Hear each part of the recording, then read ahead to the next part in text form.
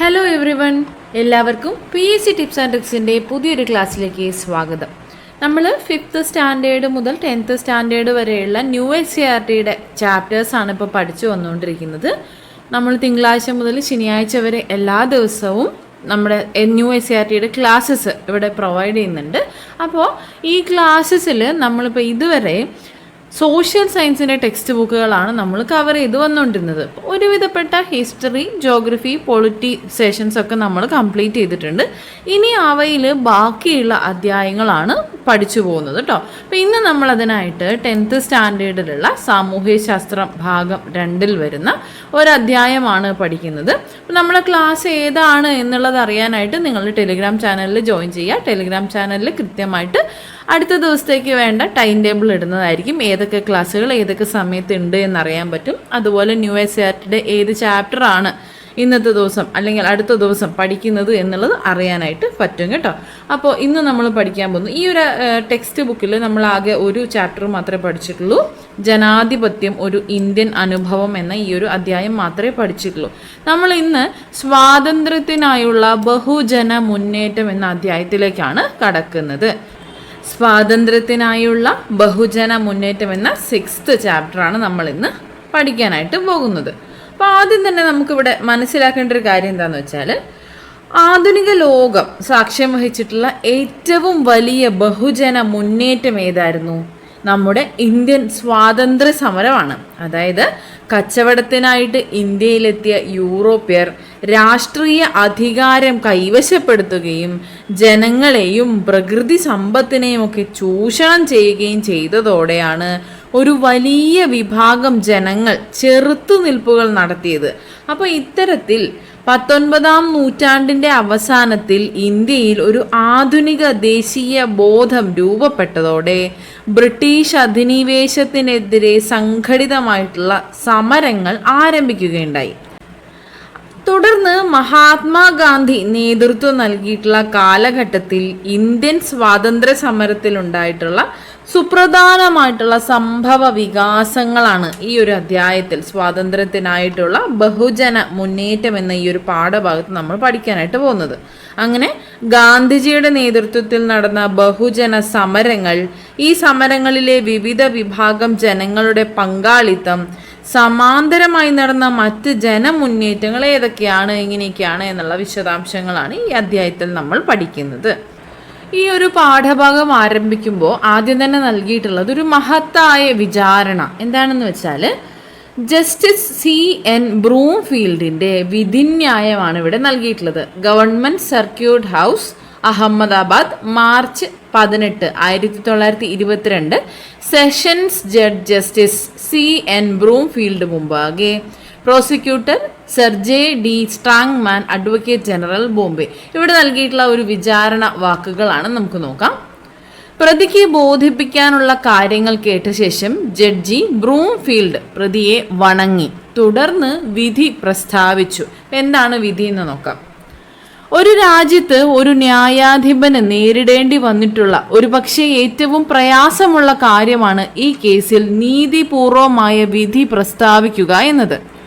വ്യക്തികളെ നോക്കി വിധി പറയുക എന്നത് നിയമത്തിൻ്റെ കടമയല്ലല്ലോ. ഞാൻ ഇതുവരെ വിചാരണ ചെയ്തിട്ടുള്ളതും ഭാവിയിൽ വിചാരണ ചെയ്യാൻ ഇടയുള്ളതുമായിട്ടുള്ള വ്യക്തികളിൽ നിന്നും വളരെ വ്യത്യസ്തനാണ് താങ്കൾ എന്ന വസ്തുത അവഗണിക്കാൻ കഴിയില്ല. ദശലക്ഷക്കണക്കിന് ഇന്ത്യക്കാരുടെ ദൃഷ്ടിയിൽ താങ്കൾ വലിയൊരു രാജ്യസ്നേഹിയും നേതാവുമാണെന്ന കാര്യം വിസ്മരിക്കുന്നില്ല. രാഷ്ട്രീയ നിലപാടുകളിൽ താങ്കളോട് വിയോജിക്കുന്നവർ പോലും താങ്കളെ വീക്ഷിക്കുന്നത് ഉന്നതമായ ആദർശങ്ങളെ പാലിച്ചുകൊണ്ട് കുലീനവും പരിപാവനവുമായ ജീവിതം നയിക്കുന്നയാളായിട്ടാണ്. പ്രതിക്ക് ശിക്ഷയായി 6 വർഷത്തെ തടവ് വിധിച്ചുകൊണ്ട് ജഡ്ജി കൂട്ടിച്ചേർത്തു. ശിക്ഷയുടെ കാലാവധി സർക്കാർ കുറയ്ക്കുകയാണെങ്കിൽ അതിൽ എന്നേക്കാൾ സന്തോഷിക്കുന്ന ആരും ഉണ്ടാകില്ല. ഇപ്രകാരമാണ് ഈ ഒരു വിധി പുറപ്പെടുവിച്ച ജഡ്ജി പറഞ്ഞത്. ആരെക്കുറിച്ചാണ്? നീതിപൂർവകമായ വിധി പറയാൻ പ്രയാസകരമാണ് എന്ന് ജഡ്ജി വിശേഷിപ്പിച്ച ഈ ഒരു കേസിലെ വ്യത്യസ്തനും രാജ്യസ്നേഹിയുമായ പ്രതി നമ്മുടെ രാഷ്ട്രപിതാവും മഹാത്മാഗാന്ധിയായിരുന്നു. ഇന്ത്യൻ സ്വാതന്ത്ര്യ സമരത്തെ ഒരു ബഹുജന പ്രസ്ഥാനമാക്കി മാറ്റിയത് അദ്ദേഹമാണ്. 1919 മുതൽ ഗാന്ധിജിയുടെ നേതൃത്വത്തിൽ മുന്നേറിയിട്ടുള്ള ഇന്ത്യൻ സ്വാതന്ത്ര്യ സമരത്തിലെ ചില സുപ്രധാന സംഭവ വികാസങ്ങളാണ് ഈ ഒരു പാഠഭാഗത്ത് നമ്മളിനി പഠിക്കാനായിട്ട് പോകുന്നത്. രാഷ്ട്രീയ നേതാവായ ഗാന്ധിജി എന്ന രാഷ്ട്രീയ നേതാവിനെ രൂപപ്പെടുത്തിയത് ദക്ഷിണാഫ്രിക്കയായിരുന്നു. 20 വർഷക്കാലം, ഏതാണ്ട് 20 വർഷക്കാലം ഗാന്ധിജി ദക്ഷിണാഫ്രിക്കയിൽ ചിലവഴിച്ചിട്ടുണ്ട്. ദാദാ അബ്ദുള്ള ജാവേരി എന്ന ഗുജറാത്തി കുടിയേറ്റ കച്ചവടക്കാരൻ്റെ നിയമസഹായിയായിട്ടാണ് ഗാന്ധിജി അവിടെ എത്തിയത്. അക്കാലത്ത് ദക്ഷിണാഫ്രിക്കയിലെ വെള്ളക്കാരിൽ നിന്ന് ഏഷ്യക്കാരും കറുത്ത വർഗക്കാരും നേരിടേണ്ടി വന്ന വംശീയ വിവേചനത്തിനെതിരെ ഗാന്ധിജി സമരങ്ങൾ നയിച്ചു. അഹിംസയിൽ അധിഷ്ഠിതമായി തൻ്റെ സത്യാഗ്രഹ സമര രീതിക്ക് ഗാന്ധിജി രൂപം കൊടുത്തത് ദക്ഷിണാഫ്രിക്കയിൽ വെച്ചാണ്. ഗാന്ധിജിയെ സംബന്ധിച്ചിടത്തോളം യഥാർത്ഥ സമരത്തിനുള്ള പരിശീലന കളരിയായിരുന്നു ദക്ഷിണാഫ്രിക്ക എന്ന് പറയുന്നത്. അങ്ങനെ 1915 അദ്ദേഹം ഇന്ത്യയിൽ തിരിച്ചെത്തി. ദക്ഷിണാഫ്രിക്കയിലെ ദീർഘകാലവാസത്തിന് ശേഷം ഗാന്ധിജി ഇന്ത്യയിൽ തിരിച്ചെത്തിയത് 1915 ജനുവരി 9-നാണ്. ജനുവരി 9-നാണ്. 1915 ജനുവരി 9-നാണ് ദക്ഷിണാഫ്രിക്കയിലെ ദീർഘകാലവാസത്തിന് ശേഷം ഗാന്ധിജി ഇന്ത്യയിൽ തിരിച്ചെത്തിയത്. അങ്ങനെ ഗാന്ധി ഇന്ത്യയിൽ തിരിച്ചെത്തുകയും ഗാന്ധിജി സ്വാതന്ത്ര്യ സമരത്തിന്റെ നേതാവായതോടെ കർഷകർ, തൊഴിലാളികൾ, സ്ത്രീകൾ, വിദ്യാർത്ഥികൾ തുടങ്ങി സമൂഹത്തിലെ വിവിധ വിഭാഗങ്ങൾ സമരങ്ങളിൽ സജീവമായി. സമൂഹത്തിലെ വിവിധ വിഭാഗങ്ങളെ ഒന്നിച്ച് അണിനിരത്തിക്കൊണ്ട് മാത്രമേ ബ്രിട്ടീഷ് സാമ്രാജ്യത്തെ എതിരിടാൻ കഴിയുകയുള്ളൂ എന്ന യാഥാർത്ഥ്യം ഗാന്ധിജിക്ക് അറിയാമായിരുന്നു. എല്ലാവരെയും ഒരു കുടക്കീഴിൽ അണിനിരത്താനും അവരിൽ ഒരാളാകാനും അദ്ദേഹത്തിന് കഴിഞ്ഞു. അതുവരെ നമുക്കുണ്ടായിരുന്ന ഒരു പ്രധാന പ്രശ്നം എന്ന് പറയുന്നത് തന്നെ ഒരു നേതാവില്ല എന്നുള്ളതായിരുന്നു. അപ്പോൾ ഗാന്ധിജി എത്തിയതോടുകൂടി ശക്തനായ ഒരു നേതാവ് ഉണ്ടാവുകയാണ് ചെയ്യുന്നത്. അപ്പോൾ അതോടെ ബ്രിട്ടീഷ് സാമ്രാജ്യത്തെ എതിരിടാൻ ഇത്തരത്തിൽ എല്ലാ വിഭാഗങ്ങളും ഒന്നിച്ചു നിന്നാൽ മാത്രമേ സാധിക്കുകയുള്ളൂ എന്ന് ഗാന്ധിജി തിരിച്ചറിഞ്ഞു എന്നുള്ളതാണ്. ഇനി ഗാന്ധിജി നേതൃത്വം നൽകിയിട്ടുള്ള കുറച്ച് സമരങ്ങളും പ്രസ്ഥാനങ്ങളും അവയുടെ വിശദാംശങ്ങളുമാണ്. ചമ്പാരൻ മുതൽ ഖേദ വരെ. ദക്ഷിണാഫ്രിക്കയിൽ നിന്ന് ഇന്ത്യയിൽ തിരിച്ചെത്തിയ ഗാന്ധിജി ആദ്യം ശ്രദ്ധ പതിപ്പിച്ചത് പ്രാദേശിക സമരങ്ങളിലായിരുന്നു. ഗാന്ധിജി നേതൃത്വം നൽകിയിട്ടുള്ള പ്രാദേശിക സമരങ്ങളെ കുറിച്ചാണ് നമ്മളിവിടെ പഠിക്കുന്നത്. ഹെഡിങ്ങിൽ തന്നതുപോലെ തന്നെ ചമ്പാരൻ സത്യാഗ്രഹ, ഗേദ സത്യാഗ്രഹ, അതുപോലെ അഹമ്മദാബാദ് മിൽ സ്ട്രൈക്ക്, ഇതൊക്കെ നമ്മളിവിടെ പഠിക്കാനുണ്ട്. അപ്പോൾ നമ്മൾ ഇന്ത്യൻ സ്വാതന്ത്ര്യ സമരം പഠിക്കുമ്പോൾ പറ്റുകയാണെങ്കിൽ മാക്സിമം വർഷം വെച്ചിട്ട് ഒരു ടൈം ലൈൻ പോലെ പഠിക്കുന്നതാണ് ഏറ്റവും നല്ലത്. അതാകുമ്പോൾ ഒരു വർഷം എന്തൊക്കെ സംഭവിച്ചു, അടുത്ത വർഷം എന്തൊക്കെ സംഭവിച്ചു, ആ കൈൻഡ് ഓഫ് നമുക്കൊരു ഒരു ടൈം ലൈൻ ഉണ്ടാക്കുകയാണെങ്കിൽ ഓർത്തെടുക്കാൻ എളുപ്പം ഉണ്ടാവും. അപ്പോൾ ആ ഒരു രീതിയിൽ നിങ്ങൾക്കിതൊരു അവ്യക്തമായ അറിവാണ്, ധാരണയാണ് ഈ ഒരു സമരങ്ങളെക്കുറിച്ചൊക്കെ ഉള്ളത് എങ്കിൽ അത് അത്തരത്തിലൊന്ന് ഫിക്സ് ചെയ്യാനായിട്ട് ട്രൈ ചെയ്യുക. അത് കുറച്ചുകൂടെ ബെറ്റർ ഐഡിയ ആയിരിക്കും കേട്ടോ. നിങ്ങളതൊന്ന് ട്രൈ ചെയ്ത് നോക്കൂ. നമുക്കിവിടെ തുടങ്ങാം. 1917 ബീഹാറിലെ എവിടെയാണെന്ന് ചോദിച്ചിട്ടുണ്ട് കേട്ടോ. ബീഹാറിലെ ചമ്പാരൻ ജില്ലയിലെ നീലം കർഷകരുടെ പ്രശ്നങ്ങളിൽ അദ്ദേഹം ഇടപെട്ടു. അപ്പോൾ ഇവിടെ പറയുന്നത് ചമ്പാരൻ സത്യാഗ്രഹത്തെക്കുറിച്ചാണ്. മഹാത്മാഗാന്ധിയുടെ ഇന്ത്യയിലെ ആദ്യത്തെ സത്യാഗ്രഹം ചമ്പാരൻ സത്യാഗ്രഹമാണ്. ക്വസ്റ്റ്യൻ ശ്രദ്ധിക്കണം. മഹാത്മാഗാന്ധിയുടെ ഇന്ത്യയിലെ ആദ്യത്തെ സത്യാഗ്രഹമാണ് ചോദിച്ചിട്ടുള്ളത്. മഹാത്മാഗാന്ധിയുടെ ഇന്ത്യയിലെ ആദ്യത്തെ നിരാഹാര സത്യാഗ്രഹം വേറെയാണ് കേട്ടോ. ഗാന്ധിജിയുടെ ഇന്ത്യയിലെ ആദ്യത്തെ സത്യാഗ്രഹം ചമ്പാരൻ സത്യാഗ്രഹമാണ്. ചമ്പാരൻ സത്യാഗ്രഹം ആരംഭിച്ച വർഷം 1917 ചമ്പാരനിലെ നീലം കർഷകരുടെ കഷ്ടപ്പാടുകളെ ഗാന്ധിജിയുടെ ശ്രദ്ധയിൽപ്പെടുത്തിയത് രാജ്കുമാർ ശുക്ലയാണ്. ചമ്പാരൻ സ്വദേശിയായ രാജ്കുമാർ ശുക്ലയുടെ പ്രേരണയാലാണ് അദ്ദേഹം അവിടെ എത്തിയത്. അങ്ങനെ അങ്ങനെ ഗാന്ധിജിയെ കർഷക നേതാവായിട്ടുള്ള രാജ്കുമാർ ശുക്ല ചമ്പാരനിലേക്ക് ക്ഷണിക്കുകയും അദ്ദേഹം ഈ ഒരു സമരത്തിന് നേതൃത്വം ഏറ്റെടുക്കുകയുമാണ് ചെയ്തത്. ഇവിടെ എന്തായിരുന്നു പ്രശ്നം? കർഷകരെ, നീലം കർഷകരെ, അവിടെ കൃഷി ചെയ്യുന്ന നീലം കർഷകരെ യൂറോപ്യന്മാരായ തോട്ടമുടമകൾ ചൂഷണം ചെയ്തിരുന്നു. ഗാന്ധിജിയുടെ ഇടപെടലിനെ തുടർന്ന് കർഷകരുടെ പ്രശ്നങ്ങൾ പഠിക്കാൻ അദ്ദേഹം കൂടി ഉൾപ്പെട്ട ഒരു കമ്മീഷനെ ബ്രിട്ടീഷ് ഭരണകൂടം നിയമിച്ചു. തൽഫലമായിട്ട് കർഷകരുടെ പ്രശ്നങ്ങൾ കുറേയേറെ പരിഹരിക്കപ്പെട്ടു. നീലം തോട്ടങ്ങളിൽ ജോലി ചെയ്തിരുന്ന കർഷകരെ പാശ്ചാത്യർ ചൂഷണം ചെയ്യുന്നതിനെതിരെ നടന്ന സമരം ഏതാണ് എന്ന് ചോദിച്ചാലും ചമ്പാരൻ സത്യാഗ്രഹമാണ്. തിങ്കതീയ സമ്പ്രദായവുമായി ബന്ധപ്പെട്ട, തിങ്കതീയ സമ്പ്രദായം നിങ്ങൾ കേട്ടിട്ടുണ്ടാവും. തിങ്കതീയ സമ്പ്രദായവുമായി ബന്ധപ്പെട്ട പ്രക്ഷോഭം ഏത് എന്ന് ചോദിച്ചാലും അത് ചമ്പാരൻ സത്യാഗ്രഹമാണ്. എന്താണ് തിങ്കതീയ സമ്പ്രദായം എന്ന് പറയുന്നത്?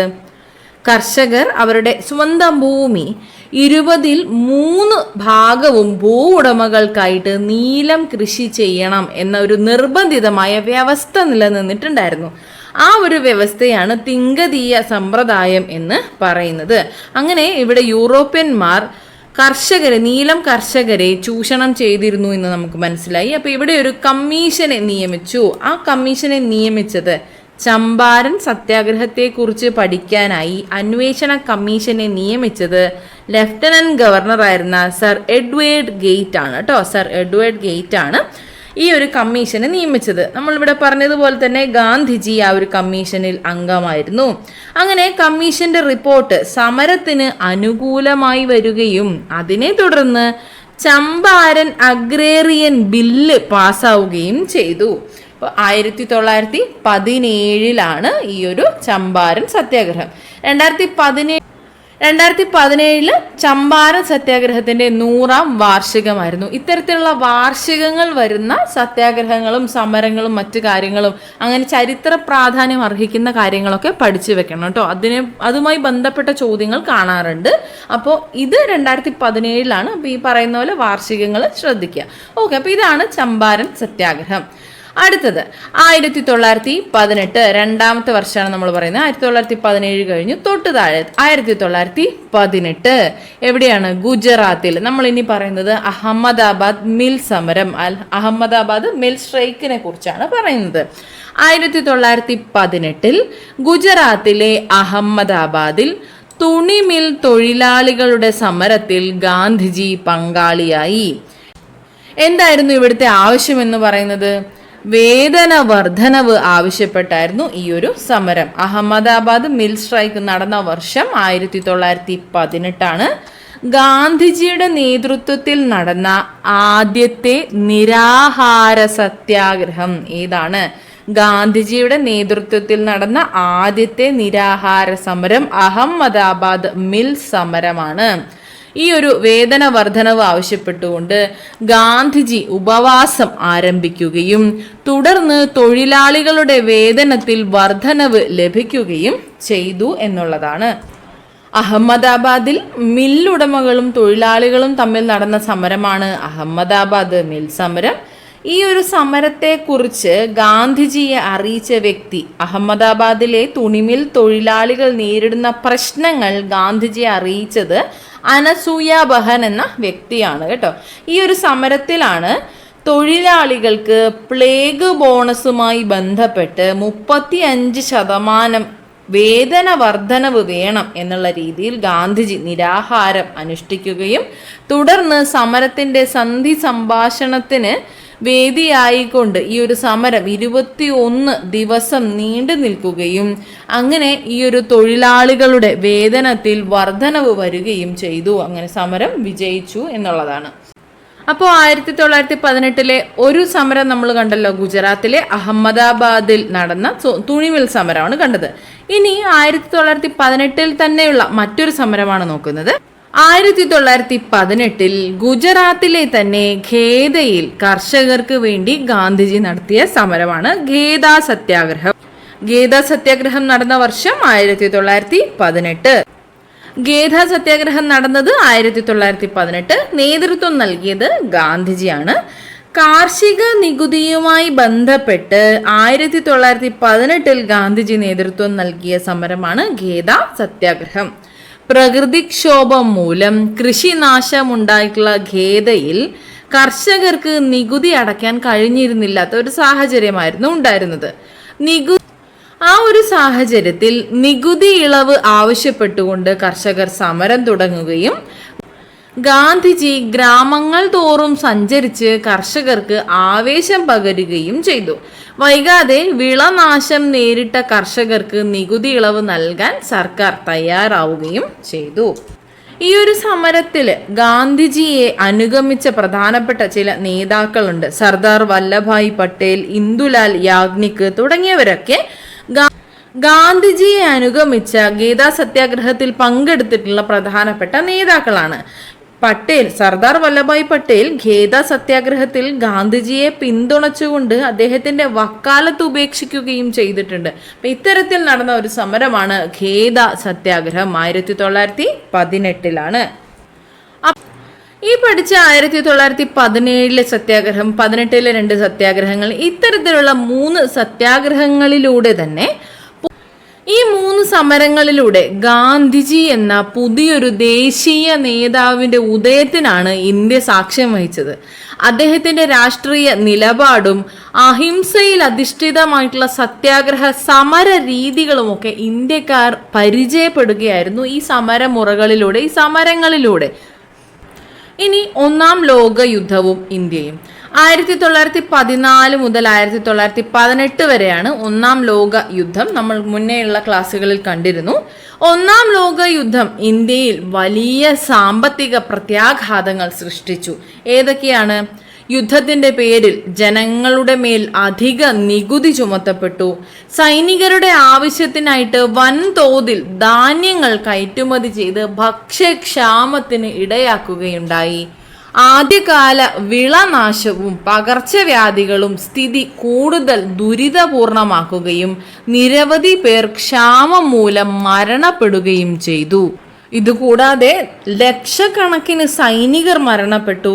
ധാരാളം ഇന്ത്യൻ വിഭവങ്ങൾ യുദ്ധത്തിന് വേണ്ടി ചെലവഴിക്കപ്പെട്ടു. ഇത്തരത്തിലുള്ള ഒരു സാഹചര്യമായിരുന്നു ഒന്നാം ലോക മഹായുദ്ധം ഇവിടെ സൃഷ്ടിച്ചത്. ഈ ഒരു പശ്ചാത്തലത്തിലായിരുന്നു ഗാന്ധിജി ഇന്ത്യൻ സ്വാതന്ത്ര്യ സമരത്തിന്റെ നേതൃത്വത്തിലേക്ക് എത്തിയിരുന്നത്. അങ്ങനെ ഒന്നാം ലോക യുദ്ധാനന്തരം ശക്തി പ്രാപിച്ചിട്ടുള്ള ഇന്ത്യൻ സ്വാതന്ത്ര്യ സമരം അടിച്ചമർത്തുന്നതിനായിട്ട് ബ്രിട്ടീഷ് ഭരണകൂടം ചില നടപടികളും സ്വീകരിച്ചു. അതിന്റെ ഭാഗമായിട്ടാണ് 1919 റൗലറ്റ് നിയമം നടപ്പിലാക്കിയത്. എന്താണ് റൗലറ്റ് നിയമം എന്ന് പറയുന്നത്? ജസ്റ്റിസ് സിഡ്നി റൗലറ്റിന്റെ നേതൃത്വത്തിലുള്ള കമ്മീഷൻ നൽകിയ റിപ്പോർട്ടിന്റെ അടിസ്ഥാനത്തിലാണ് ഈ ഒരു നിയമം, റൗലറ്റ് നിയമം അഥവാ റൗലറ്റ് ആക്ട് 1919 പാസ്സാക്കപ്പെട്ടിട്ടുള്ളത്. റൗലറ്റ് ആക്ടിന്റെ ഔദ്യോഗിക നാമം എന്ന് പറയുന്നത് അനാർക്കിയൽ ആൻഡ് റെവല്യൂഷണറി ക്രൈം ആക്ട് എന്നതാണ്. ചോദിച്ചിട്ടുണ്ട് കേട്ടോ. അനാർക്കിയൽ ആൻഡ് റെവല്യൂഷണറി ക്രൈം ആക്ട്. ഈ ഒരു ആക്ട് പാസ്സാക്കിയത് 1919 ഫെബ്രുവരിയിലാണ്. നിയമം നിലവിൽ വരുന്നത് പക്ഷേ മാർച്ച് 10 കേട്ടോ. 1919 മാർച്ച് 10 ഈ ഒരു നിയമം നിലവിൽ വരുന്നത്. എന്താണ് ഈ ഒരു നിയമത്തിന്റെ പ്രത്യേകതകൾ? എന്താണ് ഈ ഒരു നിയമം പറയുന്നത്? വാറന്റ് ഇല്ലാതെ ആരെയും അറസ്റ്റ് ചെയ്യാം. ഏതൊരു പൗരനെയും അറസ്റ്റ് ചെയ്ത് വിചാരണ കൂടാതെ ജയിലിൽ അടയ്ക്കാനായിട്ട് സാധിക്കും. വിചാരണ കൂടാതെ ആരെയും ജയിലിൽ അടയ്ക്കാം. ഏത് സമയത്തും എവിടെയും പരിശോധന നടത്താനും തടങ്കലിൽ വയ്ക്കാനും ബ്രിട്ടീഷ് പോലീസിന് അധികാരം കൊടുത്ത നിയമമായിരുന്നു ഈ റൗലറ്റ് നിയമം അഥവാ കരി നിയമം എന്ന് അറിയപ്പെടുന്നത്. ഈ ഒരു നിയമത്തിന്റെ മറ്റൊരു പേരാണത് കരി നിയമം എന്നത്. റൗലറ്റ് നിയമത്തെ ഇപ്രകാരം കരി നിയമം എന്ന് വിശേഷിപ്പിച്ചത് ഗാന്ധിജിയാണ് കേട്ടോ. പൗരാവകാശങ്ങളെ തടയുന്ന ഈ നിയമത്തിനെതിരെ 1919 ഏപ്രിൽ 6 ഗാന്ധിജി ദേശീയ ഹർത്താലിന് ആഹ്വാനം ചെയ്തു. ഇതിന്റെ പ്രചാരണത്തിനായിട്ട് സത്യാഗ്രഹ സഭ രൂപീകരിക്കുകയുണ്ടായി. 1919 ഏപ്രിൽ 6 ഗാന്ധിജി ഈ പൗരാവകാശങ്ങൾ തടയുന്നതിനെതിരെ ഹർത്താലിന് ആഹ്വാനം ചെയ്യുകയും അതിന്റെ പ്രചാരണത്തിനായിട്ട് സത്യാഗ്രഹ സഭ രൂപീകരിക്കുകയും ചെയ്തു. ഹർത്താലിൽ വലിയ ജനപങ്കാളിത്തം ഉണ്ടാവുകയും ഈ ഒരു ഹർത്താലിനെ ഗാന്ധിജി ഏറ്റവും വിസ്മയാവഹമായിട്ടുള്ള കാഴ്ച എന്ന് വിശേഷിപ്പിക്കുകയും ചെയ്തു.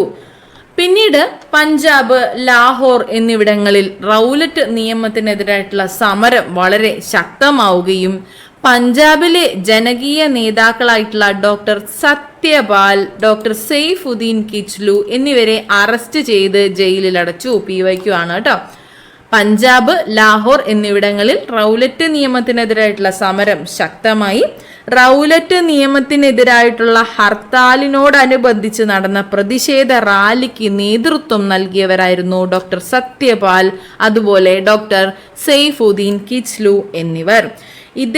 ഇവരെ ഡോക്ടർ സത്യപാലിനെയും സെയ്ഫുദ്ദീൻ കിച്ലുവിനെയും അറസ്റ്റ് ചെയ്തത് 1919 ഏപ്രിൽ 10 കേട്ടോ. April 10 okay. 1919 April 10 doctor Satyapal, Saifuddin Kitchlew എന്നിവരുടെ അറസ്റ്റിനെ തുടർന്ന് അക്രമാസക്തമായിട്ടുള്ള ജനക്കൂട്ടം അമൃത്സറിലെ ബ്രിട്ടീഷ് സ്ഥാപനങ്ങൾ നശിപ്പിക്കുകയും ചെയ്തു. അമൃത്സറിലെ പിന്നീട് പട്ടാള നിയമം പ്രഖ്യാപിക്കുകയും ചെയ്തു. തുടർന്ന് അങ്ങനെ നേതാക്കളുടെ അറസ്റ്റിൽ പ്രതിഷേധിക്കുന്നതിനായി 1919 ഏപ്രിൽ 13 അമൃത്സറിലെ ജാലിയൻ വാലാബാഗ് മൈതാനത്ത് നടന്ന പൊതുയോഗത്തിൽ എത്തിയവർക്കു നേരെ സൈനിക ഉദ്യോഗസ്ഥനായ ജനറൽ റെജിനാൾഡ് ഡയറിന്റെ ഉത്തരവ് പ്രകാരം ബ്രിട്ടീഷ് പട്ടാളം വെടിവയ്പ് നടത്തി. ഒരൊറ്റ പ്രവേശന കവാടം മാത്രമേ മൈതാനത്തിനുണ്ടായിരുന്നുള്ളൂ. മുന്നറിയിപ്പ് നൽകാതെയായിരുന്നു ആ ഒരു വെടിവെപ്പ് നടന്നത്. 10 മിനിറ്റ് നേരം തുടർന്ന വെടിവെപ്പിൽ സർക്കാർ രേഖപ്രകാരം മാത്രം 379 പേർ കൊല്ലപ്പെട്ടു. എന്നാൽ യഥാർത്ഥത്തിൽ കൊല്ലപ്പെട്ടവർ ഇതിലും വളരെ കൂടുതലായിരുന്നു. കൂടാതെ 1000-ലധികം പേർക്ക് പരിക്കേൽക്കുകയും ചെയ്തു. ഇതാണ് ജാലിയൻ വാലാബാഗ് കൂട്ടക്കൊല എന്ന് പറയുന്നത്. ജാലിയൻ വാലാബാഗ് കൂട്ടക്കൊല 1919 ഏപ്രിൽ 13 1919 ഏപ്രിൽ 13 PYQ ആണ്. ഒരുപാട് തവണ ചോദിച്ചിട്ടുണ്ട്. ജാലിയൻ വാലാബാഗ് കൂട്ടക്കൊലയ്ക്ക് കാരണമായിട്ടുള്ള നിയമം ഏതാണ്? നിയമം റൗലറ്റ് നിയമമാണ്. റൗലറ്റ് നിയമം എവിടെ വെച്ചായിരുന്നു ജാലിയൻ വാലാബാഗ് ദുരന്തം നടന്നത്? അമൃത്സറിലാണ്, പഞ്ചാബിലെ അമൃത്സറിലാണ്. ഇവിടെ കൺഫ്യൂഷൻ ഉണ്ടാകാവുന്ന ഒരു ഫാക്റ്റാണ്, ജാലിയൻ വാലാബാഗിൽ സമരക്കാർക്കെതിരെ വെടിവെക്കാൻ അനുമതി നൽകിയ പഞ്ചാബ് ഗവർണർ. ഇവിടെ നടന്ന ജാലിയൻ വാലാബാഗിൽ സമരക്കാർക്കെതിരെ വെടിവെക്കാൻ അനുമതി നൽകിയ Punjab governor Michael O Dwyer ആണ് കേട്ടോ. മൈക്കിൾ ഒ ഡയർ ആണ്. എന്നാൽ ഇവിടെ കണ്ട ഈ ഒരു പേരുണ്ടല്ലോ, ജാലിയൻ വാലാബാഗ് കൂട്ടക്കൊലയ്ക്ക് നേതൃത്വം നൽകിയ ബ്രിട്ടീഷ് സൈന്യാധിപനാണ് ജനറൽ റെജിനാൾഡ് ഡയർ. രണ്ടുപേരും ഡയർ തന്നെയാണ്, അതുകൊണ്ട് തെറ്റിപ്പോരുത്, തിരിഞ്ഞു പോവരുത്.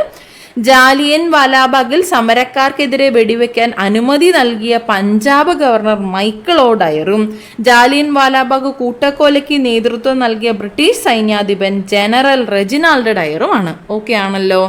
ഓക്കെ, ഇനി ജാലിയൻ വാലാബാഗ് ഉൾപ്പെടെയുള്ള സംഭവങ്ങളെ പറ്റി അന്വേഷിക്കുന്നതിനായിട്ട് ബ്രിട്ടീഷ് ഗവൺമെന്റ് നിയമിച്ച ഒരു കമ്മീഷനായിരുന്നു ഹണ്ടർ കമ്മീഷൻ എന്ന് പറയുന്നത്. ഹണ്ടർ കമ്മീഷൻ ജാലിയൻ വാലാബാഗ് കൂട്ടക്കൊലയെ കുറിച്ച് അന്വേഷിക്കുന്നതിനായി ബ്രിട്ടീഷ് സർക്കാർ നിയോഗിച്ച കമ്മിറ്റിയാണ് ഹണ്ടർ കമ്മീഷൻ എന്ന് അറിയപ്പെടുന്നത്.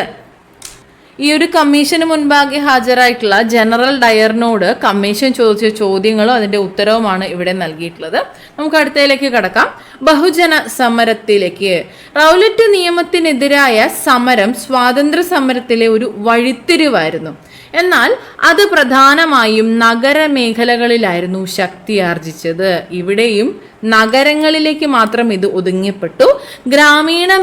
ഗ്രാമീണ മേഖലകളിലേക്കും സമരം വ്യാപിപ്പിക്കേണ്ടതിന്റെ ആവശ്യകത ഗാന്ധിജിക്ക് ബോധ്യപ്പെടുകയും ഇത് പ്രായോഗികമാക്കുന്നതിനായി ഹിന്ദു മുസ്ലിം ഐക്യം ശക്തിപ്പെടുത്തണമെന്ന് ഗാന്ധിജി തിരിച്ചറിയുകയും ചെയ്തു. ഈ ഒരു ലക്ഷ്യത്തോടെയാണ് ഗാന്ധിജി ഖിലാഫത്ത് പ്രശ്നം ഏറ്റെടുക്കുകയും ഗാന്ധിജി ഖിലാഫത്ത് പ്രശ്നം ഏറ്റെടുത്തു. ഈ ഖിലാഫത്ത് പ്രസ്ഥാനത്തിന്റെ ഇന്ത്യയിലെ നേതാക്കൾ ചോദിച്ചിട്ടുണ്ട്, പിവയ്ക്കുമാണ്. മുഹമ്മദ് അലിയും ഷൗക്കത്ത് അലിയുമായിരുന്നു. സഹോദരന്മാരായിട്ടുള്ള മുഹമ്മദ് അലിയും ഷൗക്കത്ത് അലിയുമായിരുന്നു ഇന്ത്യയിലെ ഖിലാഫത്ത് പ്രസ്ഥാനത്തിന് നേതൃത്വം നൽകിയത്. അങ്ങനെ എന്താണ് ഖിലാഫത്ത് പ്രസ്ഥാനം എന്ന് ചോദിച്ചാൽ ഇവിടെ നൽകിയതുപോലെ ഒന്നാം ലോക മഹായുദ്ധത്തിന് ശേഷം ലോകമെമ്പാടുമുള്ള മുസ്ലിങ്ങളുടെ ആത്മീയ നേതാവായിട്ടുള്ള തുർക്കിയിലെ സുൽത്താന്റെ അധികാരങ്ങൾ ബ്രിട്ടൻ പരിമിതപ്പെടുത്തി. അതിൽ പ്രതിഷേധിച്ചുകൊണ്ട് ഇന്ത്യൻ മുസ്ലിങ്ങൾ രൂപപ്പെടുത്തിയ സംഘടനയായിരുന്നു ഖിലാഫത്ത് എന്ന് പറയുന്നത്. ഒന്നാം ലോക യുദ്ധത്തിലെ വിജയികൾ പരാജയപ്പെട്ട തുർക്കിയുമായിട്ട് സെവ്രസ് ഉടമ്പടി ഒപ്പുവെക്കുകയും ഇത് പ്രകാരം തുർക്കി ഭരണാധികാരിയും ഇസ്ലാമിക ലോകത്തിന്റെ ആത്മീയ നേതാവായി കണക്കാക്കപ്പെട്ടിരുന്ന ഖലീഫയുടെ പല അധികാരങ്ങളും ഇല്ലാതാവുകയും ചെയ്തു. ഈ ഒരു ഉടമ്പടി പ്രകാരം, സെവ്രസ് ഉടമ്പടി പ്രകാരം തുർക്കി ഭരണാധികാരിയും ഇസ്ലാമിക ലോകത്തിന്റെ ആത്മീയ നേതാവുമായി കണക്കാക്കപ്പെട്ടിരുന്ന ഖലീഫയുടെ പല അധികാരങ്ങളും പരിമിതപ്പെടുത്തുകയും ചെയ്ത സാഹചര്യത്തിൽ ഇതിൽ പ്രതിഷേധിച്ചുകൊണ്ടാണ് ഇന്ത്യൻ മുസ്ലിങ്ങൾ ഖിലാഫത്ത് പ്രസ്ഥാനത്തിന് രൂപം നൽകുന്നത്. ഖലീഫയുടെ അധികാരങ്ങൾ പുനഃസ്ഥാപിക്കുക എന്ന ലക്ഷ്യത്തോടെയാണ് ഖിലാഫത്ത് പ്രസ്ഥാനം ആരംഭിക്കുന്നത്. അഖിലേന്ത്യാ ഖിലാഫത്ത് കോൺഫറൻസ് ഏത് വർഷമായിരുന്നു? 1919. 1919. ആ ടൈം ലൈൻ ഒന്ന് കീപ്പ് ചെയ്യാനായിട്ട് ശ്രദ്ധിച്ചാൽ മതി കേട്ടോ. 1919 ഓൾ ഇന്ത്യ ഖിലാഫത്ത് കോൺഫറൻസിന് വേദിയാകുന്നത് ഡൽഹിയുമാണ്. അപ്പൊ 1919 എത്തി. ഇനി നിസ്സഹകരണത്തിലൂടെ ഒരു പോരാട്ടം. ഖിലാഫത്ത് കമ്മിറ്റിയുടെയും ഇന്ത്യൻ നാഷണൽ കോൺഗ്രസിന്റെയും നേതൃത്വത്തിൽ അക്രമരഹിതമായ ഒരു നിസ്സഹകരണ സമരം ആരംഭിച്ചു. എന്തൊക്കെയായിരുന്നു ആ ഒരു നിസ്സഹകരണ സമരത്തിന്റെ രീതികൾ? ഇവിടെ നൽകിയിട്ടുണ്ട്. ബ്രിട്ടീഷ് ഭരണകൂടം നൽകിയ പദവികൾ തിരിച്ചു നൽകുക, സർക്കാർ ഉദ്യോഗങ്ങൾ രാജിവെക്കുക, അഭിഭാഷകർ കോടതി ബഹിഷ്കരിക്കുക, വിദ്യാർത്ഥികൾ ബ്രിട്ടീഷ് വിദ്യാലയങ്ങൾ ബഹിഷ്കരിക്കുക, വിദേശ വസ്തുക്കൾ ബഹിഷ്കരിക്കുക, അതുപോലെ നിയമനിർമ്മാണ സഭകൾ ബഹിഷ്കരിക്കുക. ഇവയെല്ലാമായിരുന്നു നിസ്സഹകരണ സമരം. അക്രമരഹിതമായ നിസ്സഹകരണ സമരത്തിന്റെ രീതികൾ ഈ താഴെ നൽകിയിട്ടുള്ളവയാണ്. ഇതിൽ നിന്നും നമുക്ക് മനസ്സിലാക്കാം, സാമുദായിക സൗഹാർദ്ദം ശക്തിപ്പെടുത്തുക, സ്വദേശി വസ്തുക്കൾ ഉപയോഗിക്കുക, ഖാദി പ്രചരിപ്പിക്കുക, ദേശീയ വിദ്യാലയങ്ങൾ സ്ഥാപിക്കുക എന്നിവയുമെല്ലാം തന്നെ ഈ ഒരു സമരകാല പരിപാടികളിൽ ഉൾപ്പെടുന്നവയായിരുന്നു. അങ്ങനെ നിസ്സഹകരണ സമരത്തിന്റെ സന്ദേശവുമായിട്ട് ഗാന്ധിജിയും അലി സഹോദരന്മാരും രാജ്യത്തിന്റെ വിവിധ ഭാഗങ്ങളിൽ സന്ദർശനം നടത്തുകയും ജനങ്ങളെ നേരിൽ കാണുകയും ചെയ്യും. അപ്പോൾ വിശ്വാസ്യത കൂടുതൽ വർദ്ധിക്കുകയാണ് ചെയ്യുന്നത്, അല്ലെ? ഈ സന്ദർശനങ്ങൾ സ്വാതന്ത്ര്യ സമരം സാധാരണക്കാരുടേതുകൂടിയാണ് എന്നൊരു തിരിച്ചറിവ് ജനങ്ങളിൽ ഉണ്ടാക്കുകയാണ് ചെയ്തത്. അപ്പോൾ ഗ്രാമമെന്നോ നഗരമെന്നോ ഒരു വ്യത്യാസം ഇല്ലാതെ ഗ്രാമനഗര മേഖലകളിൽ സമരം ഒരുപോലെ ശക്തമായിരുന്നു. ഗ്രാമനഗര മേഖലകളിൽ സമരം ഒരുപോലെ ശക്തമായിരുന്നു. അപ്പൊ ഇവിടെ നിസ്സഹകരണം എന്നൊരാശയം എങ്ങനെയാണ് വന്നത് എന്നുള്ളത് ഇവിടെ ഹിന്ദു സ്വരാജിൽ ഗാന്ധിജി രേഖപ്പെടുത്തിയിട്ടുണ്ട്. അതെങ്ങനെയാ നോക്കുമ്പോൾ, ഗാന്ധിജി രചിച്ച് 1909 പ്രസിദ്ധീകരിച്ച ഒരു പുസ്തകമാണ് ഹിന്ദു സ്വരാജ് എന്ന് പറയുന്നത്. രചന ഗാന്ധിജിയാണ്. 1909 ഹിന്ദു സ്വരാജ്. ഇതില് ഇന്ത്യയിലെ ബ്രിട്ടീഷ് ഭരണത്തെ ഗാന്ധിജി വിശദീകരിച്ച ഒരു രീതിയുണ്ട്. ഇന്ത്യക്കാരുടെ സഹകരണത്തോടുകൂടിയാണ് ഇന്ത്യയിൽ ബ്രിട്ടീഷ് ഭരണം നിലവിൽ വന്നത്. അത് നിലനിൽക്കുന്നതും ഈ സഹകരണം കാരണമാണ്. ഇന്ത്യക്കാർ നിസ്സഹകരിച്ചാൽ ബ്രിട്ടീഷ് ഭരണം 1 വർഷം കൊണ്ട് അവസാനിക്കുകയും സ്വരാജ് നിലവിൽ വരികയും ചെയ്യും. ഹിന്ദ് സ്വരാജ് എന്നതുകൊണ്ട് ഗാന്ധിജി ഉദ്ദേശിച്ചത് ഇന്ത്യയുടെ സ്വയംഭരണം എന്നതാണ്. അപ്പൊ ഇതാണ് ഈ ഒരു പുസ്തകത്തിൽ അദ്ദേഹത്തിന്റെ അഭിപ്രായമായിട്ട് രേഖപ്പെടുത്തിയതും നിസ്സഹകരണ സമരം എന്നൊരു ആശയത്തിലേക്ക് എത്തുകയും ചെയ്തത്.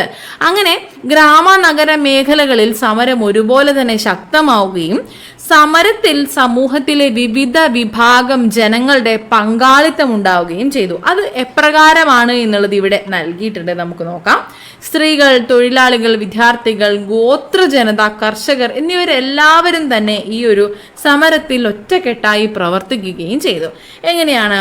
സ്ത്രീകൾ വിദേശ വസ്തുക്കളുടെ ബഹിഷ്കരണം, വിദേശ തുണിത്തരങ്ങൾ ശേഖരിച്ച് കത്തിക്കൽ തുടങ്ങിയ സമര രീതികളിൽ സ്ത്രീകൾ പങ്കാളികളായി. കാലം ഏതാണ് എന്ന് ഓർക്കണം കേട്ടോ. അപ്പൊ സ്ത്രീകൾ അവിടെ ഇത്തരത്തിലുള്ള ബഹിഷ്കരണത്തിലും ഇത്തരത്തിലുള്ള പ്രവൃത്തികൾ, സമര രീതികളിൽ പങ്കാളികളാവുകയാണ് ചെയ്തത്. തൊഴിലാളികളിലേക്ക് വരുമ്പോൾ നിസ്സഹകരണ സമരത്തോട് തൊഴിലാളികളുടെ പ്രതികരണവും സജീവമായിരുന്നു. മദ്രാസിലെ ബക്കിംഗ്ഹാം കർണാട്ടിക് തുണിമിൽ തൊഴിലാളികൾ, അസമിലെ തോട്ടം തൊഴിലാളികൾ, അസം ബംഗാൾ റെയിൽവേ തൊഴിലാളികൾ തുടങ്ങിയവരൊക്കെ പണി മുടക്കിക്കൊണ്ട് സമരത്തോട് സഹകരിക്കുകയാണ് ചെയ്തത്. അത് വലിയ രീതിയിലുള്ള ഒരു മുന്നേറ്റത്തിലേക്ക് കൊണ്ടുവരികയും ചെയ്തു. വിദ്യാർത്ഥികളുടെ കാര്യം നോക്കുമ്പോൾ ആയിരക്കണക്കിന് വിദ്യാർത്ഥികൾ സർക്കാർ സ്കൂളുകളും കോളേജുകളും ഒക്കെ ബഹിഷ്കരിക്കുകയും അവർ ദേശീയ വിദ്യാലയങ്ങളിൽ ചേർന്ന് പഠനം തുടരുകയും ചെയ്തു.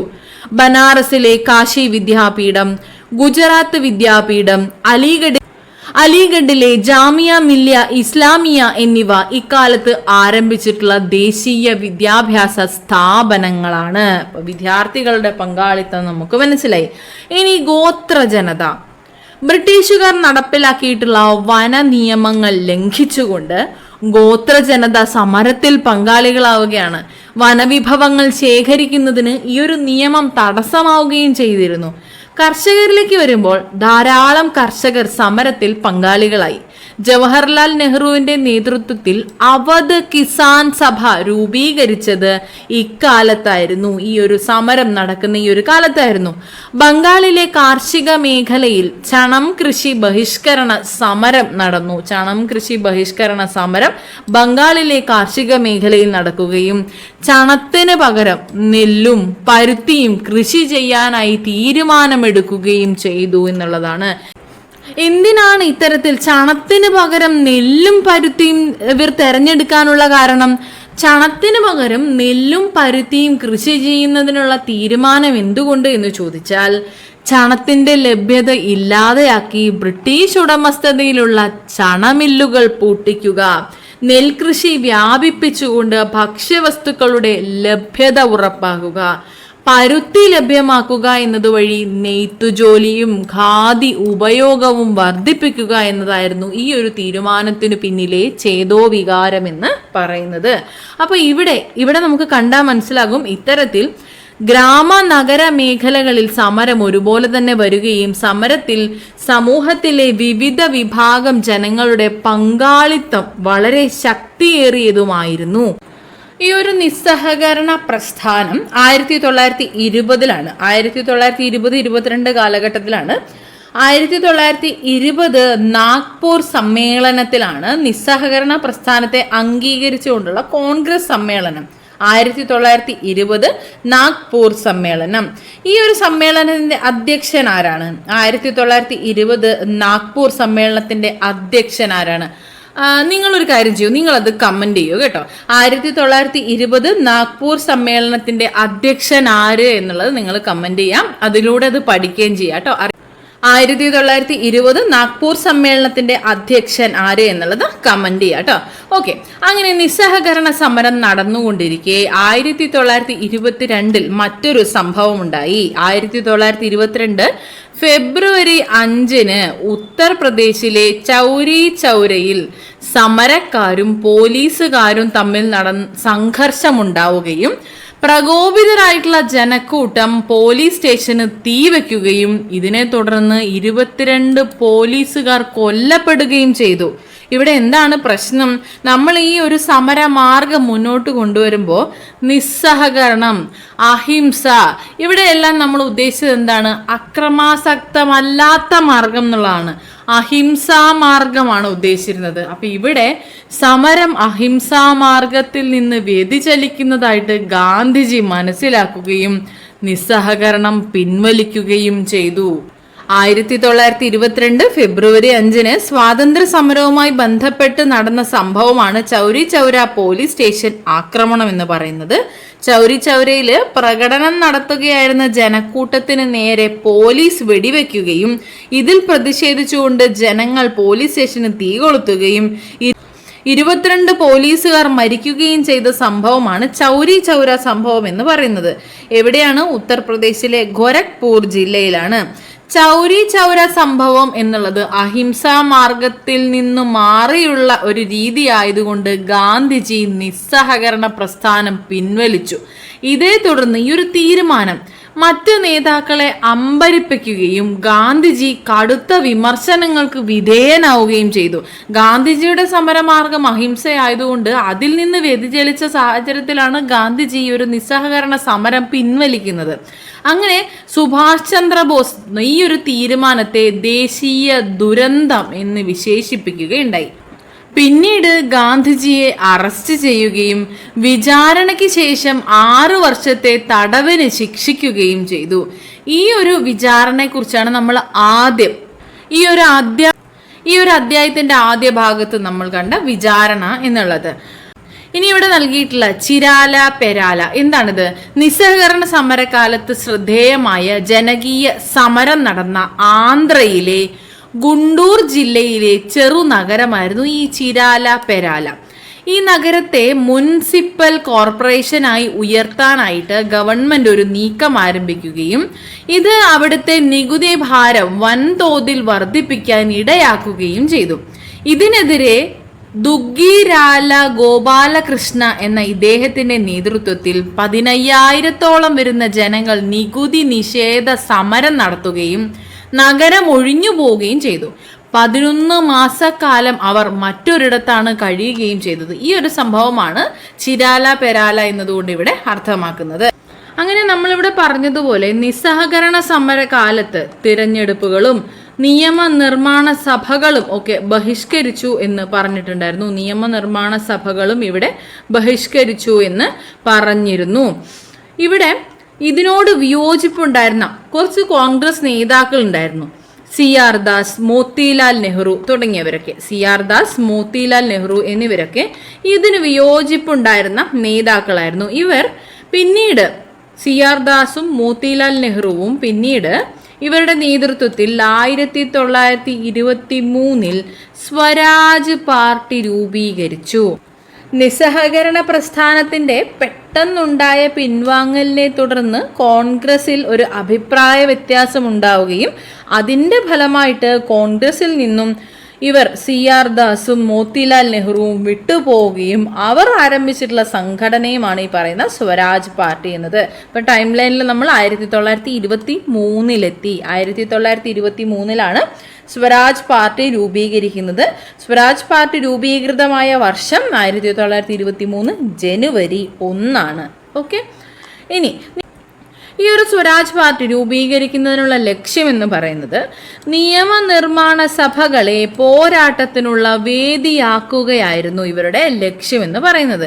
ഇതിനായിട്ട് അവർ തിരഞ്ഞെടുപ്പിൽ മത്സരിച്ച് നിയമനിർമ്മാണ സഭകളിൽ അംഗത്വം നേടിക്കൊണ്ട് സർക്കാരിനെ വിമർശിക്കുകയും ചെയ്തു. നിയമനിർമ്മാണ സഭകളിൽ സർക്കാരിന്റെ ജനവിരുദ്ധ നയങ്ങളെ തുറന്നു കാണിക്കാൻ സ്വരാജ് പാർട്ടിക്ക് കഴിയുകയും ചെയ്തു എന്നുള്ളതാണ്. തുടർന്നുള്ള ജനകീയ സമരങ്ങൾ. ചൗരി ചൗര സംഭവത്തെ തുടർന്ന് നിസ്സഹകരണ സമരം പിൻവലിച്ചു. ഇത് പിൻവലിച്ചു എങ്കിൽ കൂടിയും ജനങ്ങളിൽ അത് സൃഷ്ടിച്ച ആവേശം അവിടെ അവസാനിച്ചിട്ടുണ്ടായിരുന്നില്ല. തുടർന്നുള്ള വർഷങ്ങളിലും ഇന്ത്യയുടെ വിവിധ ഭാഗങ്ങളിൽ ബ്രിട്ടീഷ് വിരുദ്ധ സമരങ്ങൾ അരങ്ങേറി. ഇതിനൊരു ഉദാഹരണമാണ് ആന്ധ്രയിലെ ഗോത്ര ജനതയുടെ സമരം. അല്ലൂരി സീതാരാമരാജുവിന്റെ നേതൃത്വത്തിലായിരുന്നു റാംപ ലഹള എന്ന പേരിൽ ഈ ഒരു സമരം അറിയപ്പെട്ടിരുന്നത്. അതായത് ബ്രിട്ടീഷ് വന നിയമങ്ങൾ കാരണം വനങ്ങളിൽ കാലി മേയ്ക്കാനുള്ള അവകാശം തടയപ്പെട്ടതും കൊള്ളപ്പലിശക്കാരുടെ ചൂഷണവുമായിരുന്നു ഇവരെ ഈ ഒരു സമരത്തിന് പ്രേരിപ്പിച്ചത്. ഇത്തരത്തിലൊരു സമരം എന്നത് ഈ ഒരു നിസ്സഹകരണ സമരത്തിന്റെ ആവേശം ഉൾക്കൊണ്ടുകൊണ്ടുണ്ടായിട്ടുള്ള ഒന്നാണ്.